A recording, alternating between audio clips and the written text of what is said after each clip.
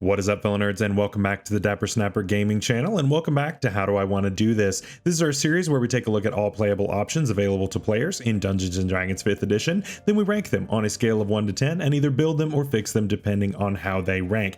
Now, it has been a long time since I have made a Dungeons & Dragons video. It's been about 2 months, actually. And yeah, for those of you who have been around the channel for a little while, you will know that I recently had a baby. And so that has been my reason. I have been, not sleeping, and I have been trying to work on, just survival for lack of a better term, but we are back and I am very excited to begin making content once again for you all. I put out the draft analysis for my new Pokemon Draft League that I am in. That went up last Friday, I believe. So make sure to check that out. I'll have the first battle of that league going out later on this week. I believe on Saturday is when that's coming out. So definitely check that out for sure. I'll leave a link up in the icon above for that. But for today, we're back into our D&D content, and I thought a great place to start would be with something brand new, right? Normally when we're doing your UAs and talking about anything like that, I normally will jump back and grab anything that's new before I continue with the stuff that everybody knows and loves, right? And so we're set to start Ranger. We would have started that, but we had the new Giants book come out. So we're going to talk about the new Barbarian subclass today and later this week. And then next week we will start on Ranger as regularly scheduled. So just to give you an idea of where we are headed. Of course, make sure to leave a like on this video and subscribe if you haven't already. As you can see, again, most people are still not subscribed to this channel. I don't know why. It's a good time. We have a great time here, whether it's for Pokemon content, whether it is for D&D content. We have an amazing time here. We have a lot of fun. So make sure to subscribe so you don't miss when any of those new videos go live. And leave me a comment down below letting me know your thoughts on this new Barbarian subclass. Personally, I really wish that we would have also gotten the Druid subclass and the Wizard subclass. I'm kind of, well, more so the Druid subclass. I'm really wanted the dinosaur themed Druid to be a thing, and I'm upset that it didn't make the cut. So yeah, it is what it is. The Rune Carver Wizard was okay, it was decent, but I wanted a dinosaur companion. So yeah, I'm a little disappointed. Let me know your thoughts about all of that down below. So yeah, what is this new subclass, right? What is this new book? All of this stuff that dropped not too long ago. So Bigby Presents Glory of the Giants is a new book that presents a lot of giant themed things for D&D. Now, of course, there have been giant themed things for a long time, but nothing as specific as this, right? We had Storm King's Thunder, which kind of touched on it, but that book is also pretty old. And then this gives us an actual playable option that is very much tied to it. And hopefully it's going to end up being better than something like the Storm Herald or something like that. This will hopefully do a lot better. If you haven't checked out my ranking of that, that'll be up in the icon above as well. So yeah, we've got some interesting features here, but has Wizards learned how to make this subclass correctly?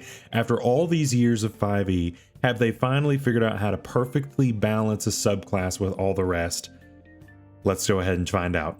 Starting off at level 3, we get 2 features, and the first is going to be Giant's Power. This is more of a flavor feature, but there is a decent amount of usefulness here. So number 1, we learn the Giant language, which can be pretty decent, or if we already know that language, we can learn another one of our choice. And additionally, we also can pick up either Druidcraft or Thaumaturgy with Wisdom as our ability modifier. These are both decent, right? When I talk about my rankings in these videos, mostly I'm looking at it from a mechanical perspective. I think that any subclass can work from a flavor perspective. We're just looking at this from a power perspective, both in combat and outside of combat. So when I think about this, Giant could be a great language depending on your campaign. It may never come up at all. So it's kind of in between. That's why I don't really take too much stock in languages. However, certain cantrips can be useful, and Druidcraft and Thaumaturgy are both pretty decent. I would say Thaumaturgy is probably more applicable than Druidcraft, depending on your party. If you don't have someone in your party that knows Druidcraft, it might be worth picking up and let somebody else do the Thaumaturgy stuff. But if it's just you, I would probably go with Thaumaturgy. It's a good utility spell. It does a lot of just little things here and there that are going to end up coming in handy, like a lot more than you think. So I think that that's fine.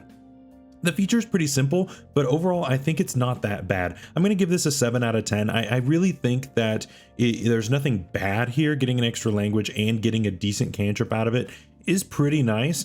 And I've definitely seen much worse features here at level 3. Also at level 3, we have Giant's Havoc, and this is our more combat focused feature. We had more of an outside of combat / utility thing, and now we have what happens during combat. So we get a couple of things with this that both activate while we are raging. So we get Crushing Throw, which means that when we make a successful ranged attack with a thrown weapon using our strength, we can add our rage damage to that damage roll. And with Giant Stature, our reach increases by 5 feet. And if we are smaller than size large, we can become large whenever we rage. Anything we're wearing, of course, is also going to grow. And if there isn't enough room to grow, then our size will stay the same. These are both pretty interesting, and it begins to show you kind of where this subclass is going with a focus on thrown weapons. Now, here's the issue I have with this subclass and where they really could have made this count, right? Reckless Attack, our level 2 feature for Barbarian, is specific to melee combat. It does not work with ranged weapons, whether they are thrown, whether they are actual ranged weapon like a sling or something. It doesn't matter. It has to be a melee weapon attack, right? And so with that, this can be kind of difficult because you can't go reckless and get your bonus with this. And that's what's really, really hard with this feature, is that one of our best features of being a barbarian doesn't work with what this is seeking to make better. In addition, our rage damage bonus isn't all that crazy, right? It's a +2 right now, and it'll improve, yeah, over time, but like it's never gonna be anything insane, so it's nothing crazy. Having an increased reach is decent though, just because we can do this. Plus, if you wanted to go with a bugbear, you can increase it even further. There are plenty of ways in order to make this really work for you. Plus, add on a polearm, and then you've got reach again. Like there are a lot of things that you can do to make your reach absolutely massive. This is a subclass that loves the Sentinel feat for sure, so that's definitely huge. But overall, I think that it's so close to being good. If they had just made it compatible with Reckless Attack, I think it would have been great. For that reason though, I'm gonna give this an 8 out of 10. I think it's good. The extra range is good. The extra damage on a thrown weapon, especially setting us up for a little bit later, is still decent, but definitely could be much improved. At level 6, we get Elemental Cleaver, and this does a couple of things. Number one, it adds some elemental damage to our attacks, and on top of that, it also makes throwing our weapons a little bit more easy to do, a little less clunky of a feature. So let's jump right into that. So when we enter our rage, we can choose one weapon that we're holding and infuse it with a certain type of damage. We can choose amongst acid, cold, fire, thunder, or lightning. While we have that infused weapon during that rage, the weapon's damage type is going to change to that type rather than it being bludgeoning, slashing, whatever it happened to be, and it deals an additional 1d6 damage of that type. It also gains the thrown property with a normal range of 20 feet and a long range of 60 feet. And in addition to all of that, whenever we throw it, whenever it either hits or misses, it returns to our hand immediately. While we are raging and holding that weapon, we can of course also use a bonus action to change that damage type to a different one from that same list. So there's a lot to unpack with this. They kind of crammed like 3 different things all into one paragraph here. So let's break it down just a little bit, right? So first of all, we can choose a damage type from a list, right? Acid, cold, fire, thunder, lightning. Thunder is going to be your best one most of the time, followed by acid usually, but of course it can be changed on a bonus action. If you need to hit something that is vulnerable, then you can do whatever. You don't have to worry about bludgeoning, piercing, slashing, so anything that is resistant to non-magical bludgeoning, piercing, slashing, this is going to go around that, right? That doesn't necessarily make your weapon magical, but it makes it a elemental type, which gets you around the bludgeoning, piercing, slashing resistance. So that can also be useful as well. The damage is not impressive. It's 1d6, which is actually less than the Zealot got at level 3, which was 1d6 plus half your Barbarian level. So that's not that great. We get the thrown property on the weapon, so if the weapon wasn't already a thrown weapon, it is now, and so that definitely helps out mechanically speaking with how the rules interact with this. And we've got a normal range of 20 feet and a long range of 60 feet. Now, one thing I wanted to mention about this is that you could infuse a net. And this means that you now have a net with a 20-foot short and a 60-foot long. That could be interesting. There's a build there for sure. I'm gonna have to roll that one around in my brain a little bit before I figure out what's going on with that. But there's a build there somewhere, and I think it's possible. Then of course, if we throw the weapon, it reappears in your hand the instant after it hits or misses. That's where it gets a little weird with the net, right? We throw the net, we hit them, we restrain them, and then it reappears in our hand. We didn't want that to happen, so I think that's their kind of workaround with a net. Talk to your DM about that, because that's kind of an interesting thing. I see what they're going for in trying to make sure it only works with an actual weapon rather than a net. But who knows? Maybe your DM will allow it.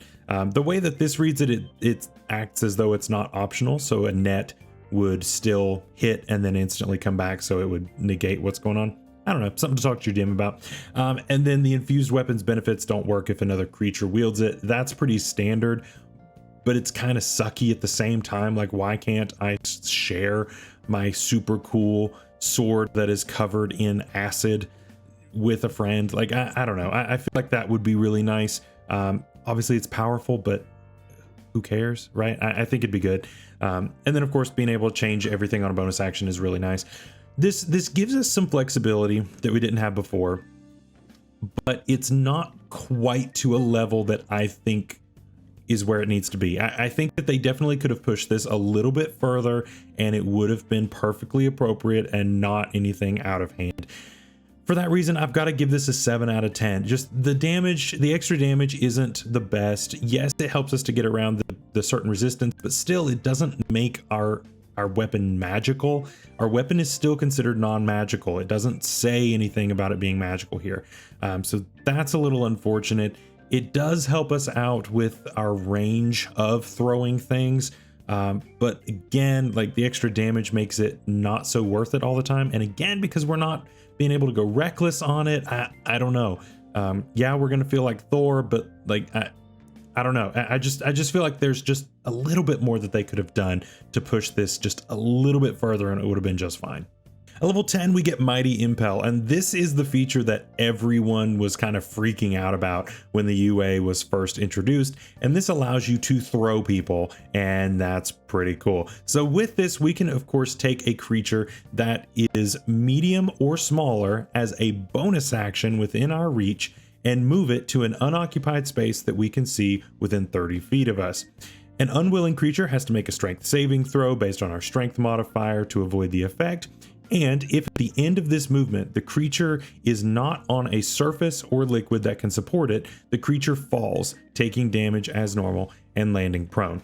Now, this feature is becoming quite a topic of debate online. As I have been doing research for this video, I have noticed some people have found a bit of a bug with this, and I have not seen any kind of sage advice or anything kind of walking this back and fixing it. So I want to mention this to you, and you probably will want to talk to your DM about this as well, because there's a bit of a glitch in the system here, and I it's definitely not intended. It's not intended at all. So as a bonus action, which that's already a great start, right? Being able to throw someone as a bonus action is great, especially if that creature is going to automatically land prone, barring the saving throw. So let's talk about this as it is, supposed to be used, right? We can take a creature within our reach, which our reach is at least 10 feet, unless we found some other reason to reach out further than that. And we can it says throw. According to the description, it just says move. So it's kind of assumed, but it's not necessarily written out that way. It's kind of a weird way that they chose to word this. And I think it's leading to a lot of confusion in the community, at least from what I can tell. So we can, of course, move them to somewhere within 30 feet of us. This, of course, can mean we can throw them into an incoming AoE spell. If there's 3 guys standing around, you want to throw a 4th one in there before they get fireballed. There you go. Great. If there's a web set up somewhere or grease set up, you can throw them into that. There are plenty of options that you can have. You can throw them through like a prismatic wall or anything like that. Throw them inside of a wall of force. Anything like that, depending on your situation. There are plenty of things that you can do to put your enemies in really bad positions. You also could just hurl them off a cliff. That's also a thing you could do. But let's talk about the glitch here, right? So let's say that you and another creature are falling from a great height, right? And at the very last second, when you get about 30 feet from the ground, you use this feature to throw your friend at the ground, straight down, right? It just says in a direction, and it is at a place you can see 30 feet below you, right? You throw them at the ground. Let's read this again at the very end. If at the end of this movement, the thrown creature is not on a surface or liquid that can support it, the creature falls, taking damage as normal and landing prone. If you throw someone downward 30 feet and there is ground that can support them, they don't fall and they don't take damage as normal and land prone. It's a glitch in how it's worded, and I don't think that it's clear. I think that they should have worded this a little bit better, because this is basically saying that if you throw somebody downward and they land on the ground, they're not going to take fall damage, which doesn't make sense. Then again, we play D&D. Not everything has to make sense, but this is a bit problematic, and so that's a bit tough. But let's talk about it as it is intended. As a bonus action, we take somebody, they make a strength saving throw. We can throw them straight up in the air. They fall down 3d6 for damage for that 30 feet. And then they are sitting there prone in front of you. You reckless and go nuts, right? That is something that can happen. And that is just based on a strength saving throw. That is powerful. And so really, like the glitch isn't all that big of a deal to me as far as how this ranks, because it's almost free prone, right? It's a strength saving throw, which is pretty decent to target most of the time, and it's based on your strength modifier, which should be your best stat at all times here. And so it's not that bad, right? It's medium or smaller creatures, and that's not terrible. It'll get better later, but yeah, I really think this feature is okay. But I do think that there needs to be some clarification because it's worded in a very clunky manner. With all that in mind, I'm going to give this a 9 out of 10. Being able to throw someone and deal 3d6 damage and knock them prone as a bonus action is pretty valuable. And that, of course, sets you and your friends up for a potential just wailing on this creature that is now prone, taking all of this damage from melee attacks. Could definitely be useful. Finally, level 14, we get Demiurgic Colossus, and this is our capstone, as it were, and basically it just improves everything we've gotten so far. Let's take a look. So when we enter our rage, our reach now increases by 10 feet.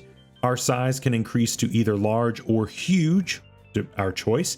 And when we use our Mighty Impel to move creatures, they can now be large or smaller rather than medium. In addition, the extra damage dealt by the Elemental Cleaver increases to 2d6. So every feature we have gotten up to this point gets a buff. And it's at level 14, which is decently early for a capstone, and it's what all barbarians do, but it's really helpful to go ahead and improve all these things now. The Elemental Cleaver damage, again, that's 1 extra d6 now at level 14. It's not going to make a huge difference. I don't think that that's going to be a huge thing. The extra reach is good because now if you're a bugbear with a reach weapon, you now have a 20-foot reach, which is pretty insane. We can become huge, which further increases our range. And then the Mighty Impel, of course, gives us more flexibility to throw larger creatures. So that's all pretty good. I have to say that given the rest of how this is set up, I think it's all really good. I'm going to give this a 9 out of 10 just based on the design alone, much less the fact that it takes all of these decent features and just makes them better at a pretty decent time. So what do we think about this new giant barbarian? It's interesting, right? And I think that the individual features are okay, and the capstone definitely helps. But of course, when we look at our rankings here, we do have to give more stock to the lower level features rather than the higher ones, just because most people aren't going to make it to level 14. So we have to put a little more stock in those low level features. There is some good stuff here, for sure. I don't think this is a bad subclass by any means, but I do think it lacks a few things. I think that the thrown weapon focus would have been made really good if they made it to where reckless attack actually worked with thrown weapons. Because it does not, I think that takes away a lot from this subclass, and it just, I don't know, I would love to have my advantage on this weapon. Obviously, this could end up creating a weird thing with if you multi-classed into rogue, and so I know that that's why they're doing it, but at the same time, you know, we already have ways to do barbarian rogue multi-classes and it works out just fine, so I don't see why that's an issue here.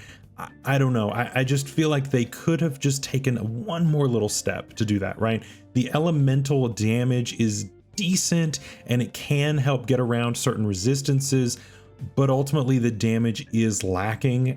It's less than what the zealot gets earlier on, and I mean, we know how good the zealot is, right? We rated the zealot a 9 out of 10 way back in the day. That'll be up in the icon above as well. And this just isn't the zealot. It's not as good. It's just not. It's got some cool stuff. Being able to throw people around the battlefield is cool. Being able to get either your enemies into bad situations or your allies out of them are both really great. It's all forced movement, so if you throw your wizard outside of something, then that wizard is not going to take an attack of opportunity, so that can be very helpful for sure. So I mean, I get it. I get the idea. I get what they're going for, but they didn't go far enough, in my opinion, to where I think that this is one of the best ones out there by any means. Is it trash? No, but I definitely think it could have been pushed just a little bit further. For that reason, I'm going to give this a 7 out of 10 overall. I just think that the features are a little lacking in a lot of different ways, and it definitely can be improved. Plus, it doesn't help that we've got a huge amount of confusion surrounding the level 10 feature, and that is never really a good thing. So of course, with that ranking, while it isn't the best, it does pass, and so we are going to be making a build of this later on this week. So of course, make sure you're subscribed so that you don't miss that video. And of course, the day after that, we are going to be putting up our week 1 battle for our UNPL Pokemon Draft League, and I am very much looking forward to that as well. Until next time, stay safe out there, stay healthy, we'll see you later. Bye-bye.